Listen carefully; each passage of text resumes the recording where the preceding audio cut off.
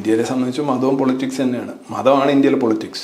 1857 മുതൽ മതമാണ് ഇന്ത്യയിലെ രാഷ്ട്രീയം നിയന്ത്രിക്കുന്നത്. അപ്പോൾ ഒന്നാം സ്വാതന്ത്ര്യ സമരം എന്ന് നമ്മൾ പറയുന്ന ആ സമരത്തിൻ്റെ അടിസ്ഥാനം തന്നെ പശുവിൻ്റെ കൊഴുപ്പും പന്നിയുടെ കൊഴുപ്പുമാണ്. അങ്ങനെ പറഞ്ഞ് അവിടുത്തെ ഹിന്ദു മുസ്ലിം മനുഷ്യരുടെ വികാരം ഇളക്കി വിട്ട് ചില നാട്ടുരാജ്യക്കാരും എല്ലാം കൂടെ ചേർന്ന് ബ്രിട്ടീഷുകാർക്കെതിരെ തുടങ്ങിയ രാഷ്ട്രീയ സമരത്തിൻ്റെ ഇന്ധനം മതമാണ്.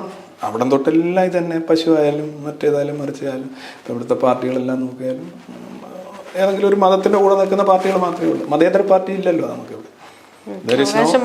അവകാശപ്പെടൽ മാത്രമേ ഉള്ളൂ. മതേതര പാർട്ടിയാണെന്നാണ് എല്ലാ പാർട്ടികളും അവകാശം. അതെ അതെ, മതേതര പാർട്ടി ഇന്ത്യയിലില്ല. ഇന്ത്യയിൽ മതേതരത്വവും ഇല്ല. മതേതരത്വം എന്ന് നമ്മൾ പറയുന്നത് ഒന്നുകിൽ സർവ്വധർമ്മ സമഭാവന എന്ന് പറഞ്ഞാൽ ഒരു 10 ഐറ്റം എടുത്ത് വെക്കുക.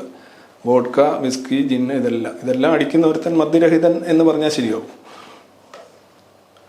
സർവമത പ്രാർത്ഥന എന്ന് പറയുമ്പോൾ അത് മതേതരത്വമല്ല, സർവധർമ്മ സമഭാവന അല്ല, ഒന്നുമല്ല. ഇന്ത്യയിൽ മതേതരത്വമില്ല. India state മതേതരമല്ല.